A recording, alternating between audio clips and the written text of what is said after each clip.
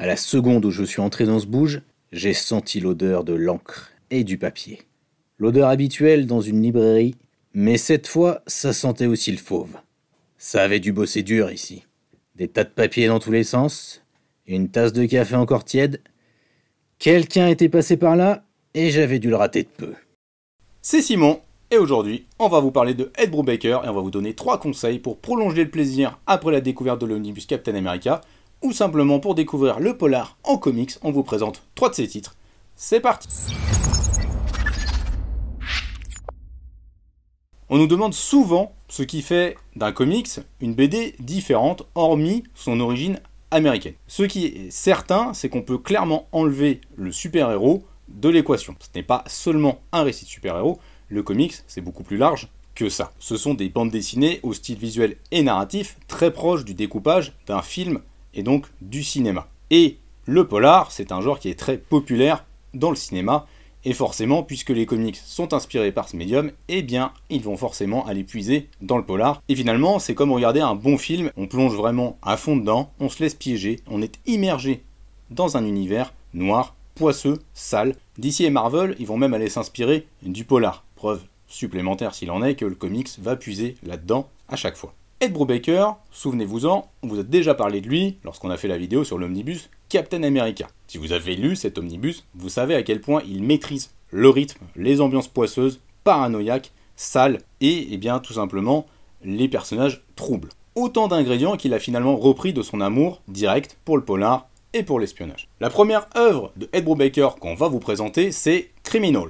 Criminal, c'est disponible en 3 tomes chez Delcourt et c'est le magnum opus de Ed Brubaker, c'est sa masterclass, son œuvre la plus définitive, la plus complète, la plus aboutie, qui montre à la fois pourquoi il est un maître du polar, mais qui montre aussi toutes les influences qu'il a su digérer, ingérer et intégrer pour ressortir ça dans cette bombe qu'est Criminal. Donc Criminal, je l'ai dit, c'est en 3 tomes dispo chez Delcourt, 3 beaux bébés qui sont juste derrière moi, ce sont des bouquins magnifiques, déjà ça c'est la première chose à dire dessus, et puis surtout, lire Criminal, c'est plonger dans une saga criminelle absolue. Tous les ingrédients du polar sont présents, drogue, sexe, alcool, violence, évidemment, cambriolage, toute forme de criminalité est représentée dans cette œuvre, dans laquelle on va suivre principalement les membres de la famille Lawless. Principalement parce que tout un tas de personnages secondaires vont graviter autour d'eux, et qu'à un moment ou un autre, ils vont avoir le droit à leur propre intrigue, et devenir donc des personnages de premier plan. C'est l'un des trucs super intéressants dans Criminal, c'est que les personnages n'arrêtent pas de changer, et donc les ambiances aussi changent en même temps.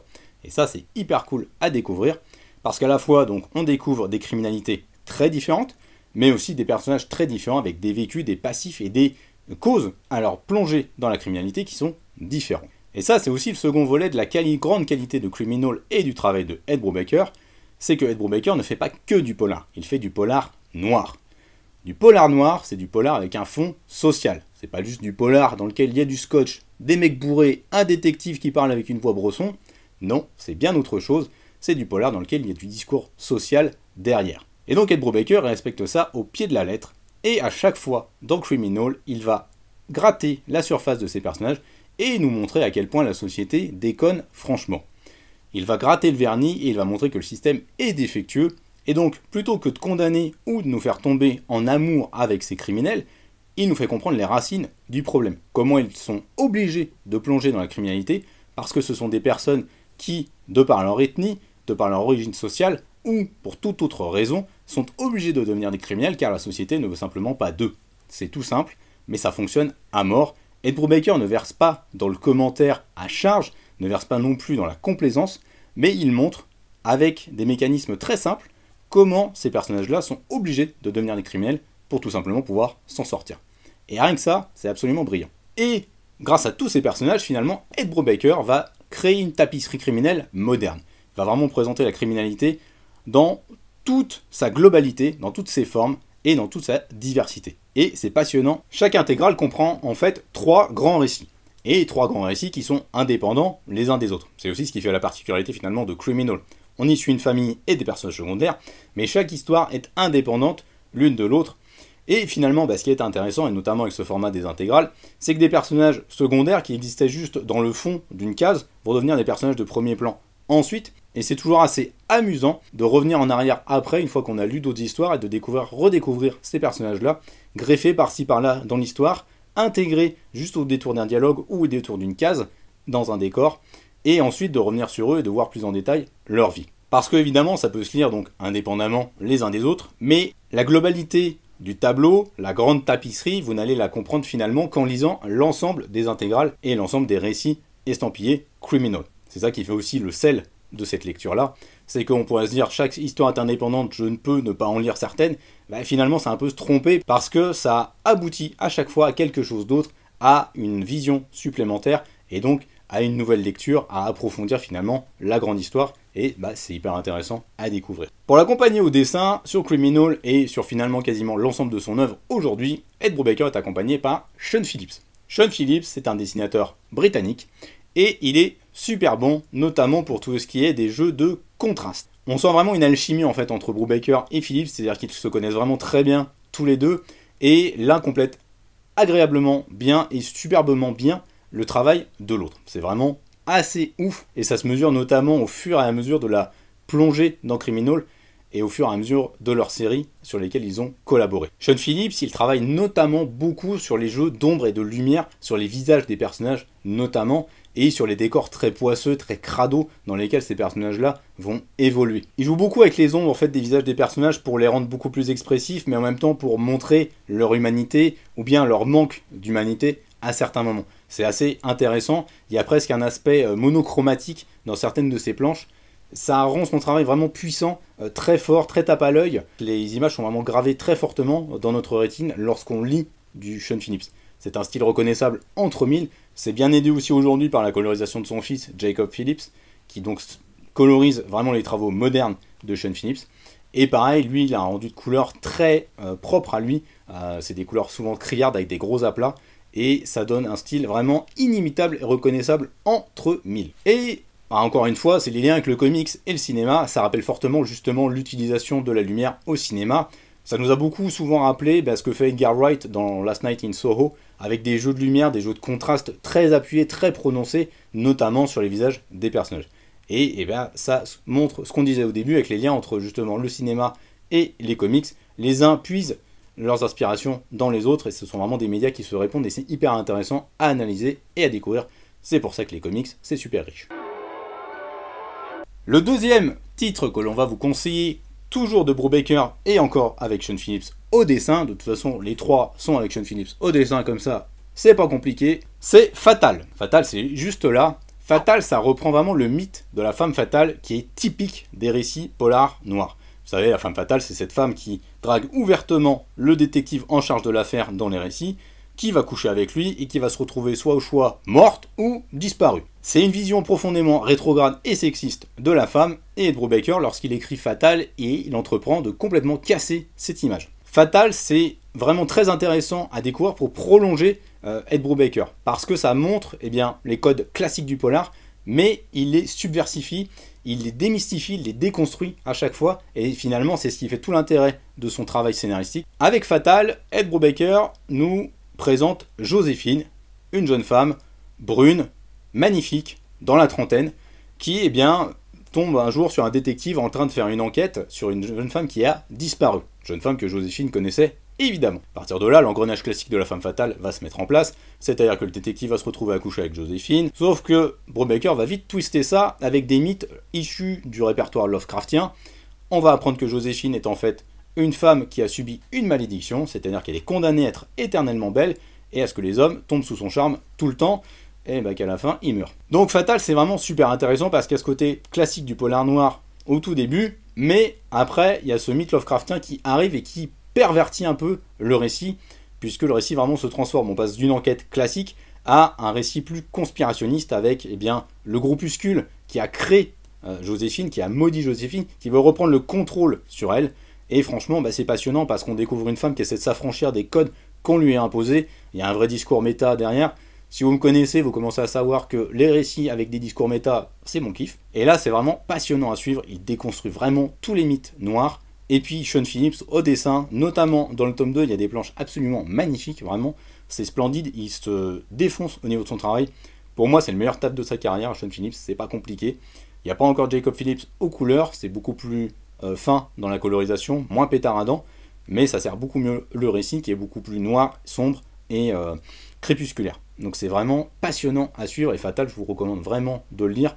À titre personnel, c'est mon œuvre préférée de Ed Brubaker et c'est tout. Et donc comme sur Criminal, forcément l'alchimie entre Brubaker et Phillips est absolument génial. C'est encore un prolongement justement, on voit l'évolution, on voit qu'ils sont de plus en plus à l'aise à travailler l'un avec l'autre. Et il y a un truc très bien dans les deux intégrales que Delcourt a publiées, c'est qu'il y a plein de bonus, notamment des introductions d'Ed Brubaker pour expliquer les intentions sur le récit, et surtout des essais de la part notamment de essayistes féminines sur la figure de la femme fatale, parce que c'est un courant d'études de littéraire qui est très populaire en fait aux États-Unis, revenir sur les figures classiques et parfois sexistes ou racistes de la littérature classique, et c'est hyper intéressant à découvrir parce que ça approfondit en fait votre lecture, ça l'enrichit, et ça montre à quel point le comics, c'est pas juste pour les débiles.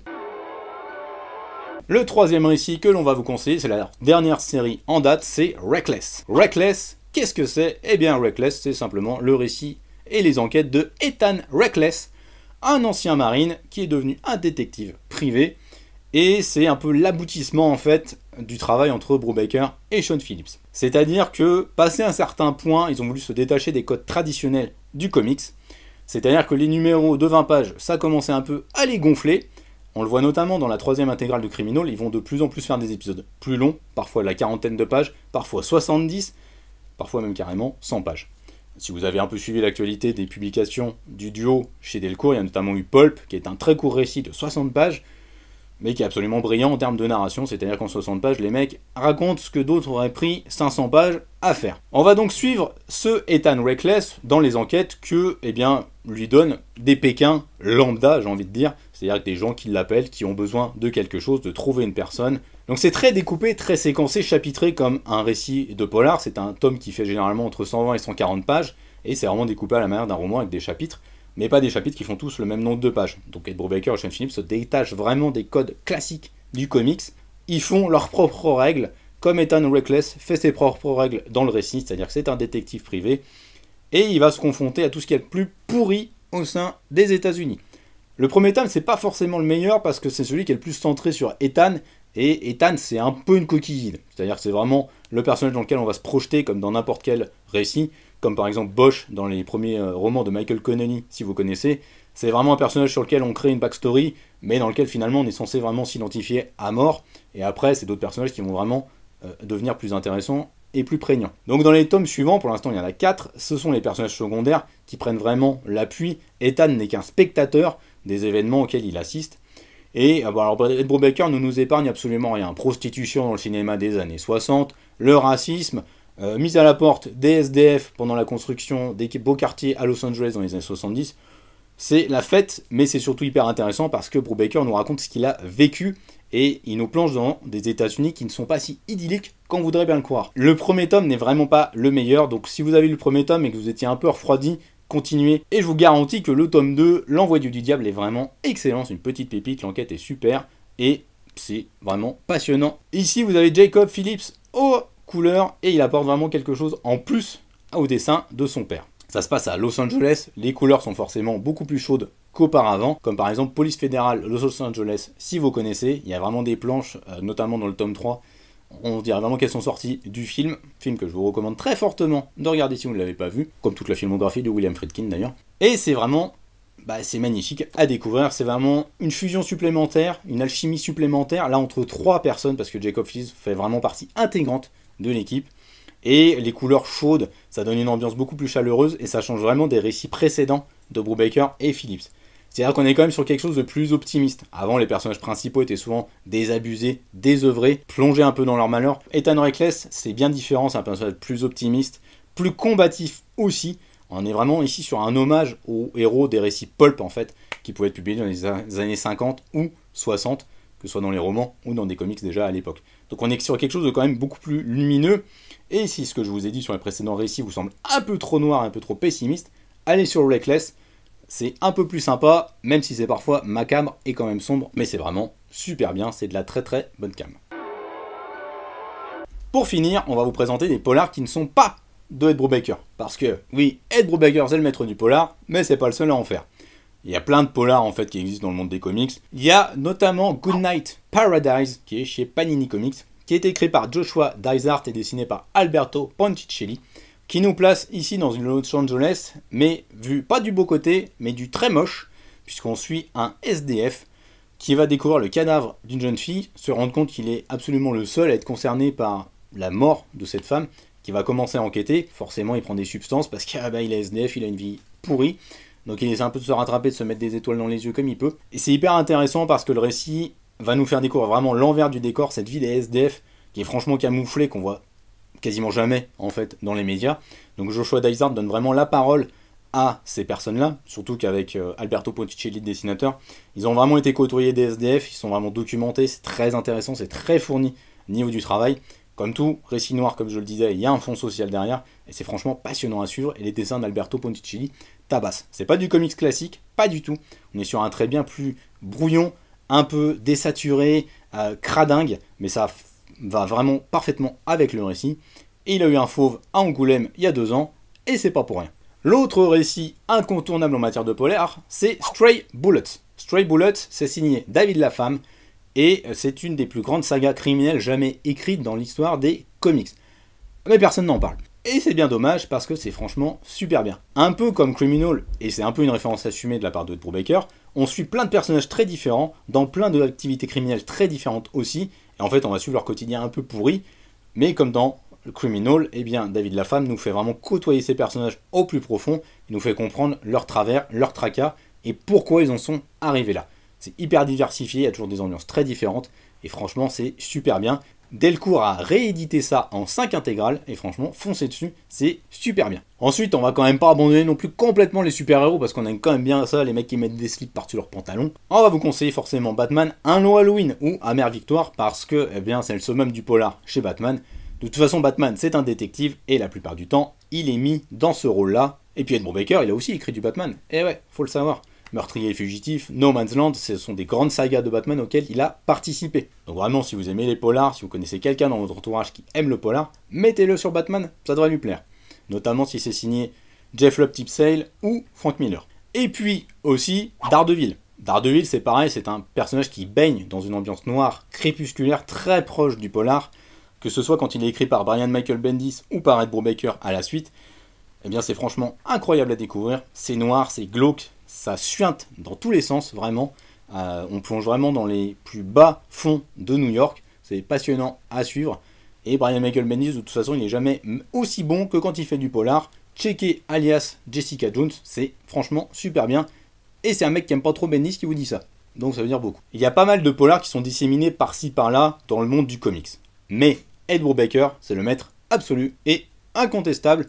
Celui qui vous dira le contraire, c'est un escroc. Moi, le polar, à titre personnel, c'est un genre que j'adore énormément. C'est sûrement dû au fait que mon père m'y a mis très jeune, très tôt, que c'était un grand lecteur de polar et un grand fan de films policiers. Donc forcément, moi, j'adore le comics, je me suis dirigé vers des polars en comics, c'est un truc que j'adore. Le polar, ça permet d'explorer plein de choses hyper différentes, ça permet de creuser des personnages, des ambiances très différentes aussi, et c'est passionnant. Avec Ed Brubaker, vous allez retrouver plein d'inspirations de plein d'auteurs différents, du Michael Connelly, du Nesbo, du Elroy, du Ellory. Franchement, ça va aller dans tous les sens, ça va puiser dans tout ce qui se fait de plus classique et de plus génial dans le polar noir, mais ça va à chaque fois trouver des petites astuces pour proposer quelque chose d'inédit qui sort des champs classiques. Et le polar, je pense que c'est le genre le plus populaire qui existe en matière de littérature, et je parle de littérature au sens le plus large possible. Donc si vous connaissez des gens qui aiment le polar, eh bien ça peut être une bonne passerelle, une porte d'entrée pour les mettre dans le comics. Achetez-leur du Ed Brubaker, c'est quasiment sûr qu'ils vont adorer leur lecture, et ça peut permettre de déconstruire toutes les idées reçues sur les comics, notamment que c'est pas que du super-héros. On espère que cette vidéo vous a plu, n'hésitez pas à commenter, à vous abonner, et puis surtout à visiter excaliburcomics.fr. On se donne rendez-vous à la rentrée, il va y avoir des petites pauses dans les vidéos régulières, en tout cas dans ces vidéos-là, jusqu'à la rentrée, mais on se retrouve donc en septembre. Mais vous inquiétez pas, avec le patron, on fera des lives, parce que les lives, on aime ça. Donc kiffez bien et passez un bel été. A plus!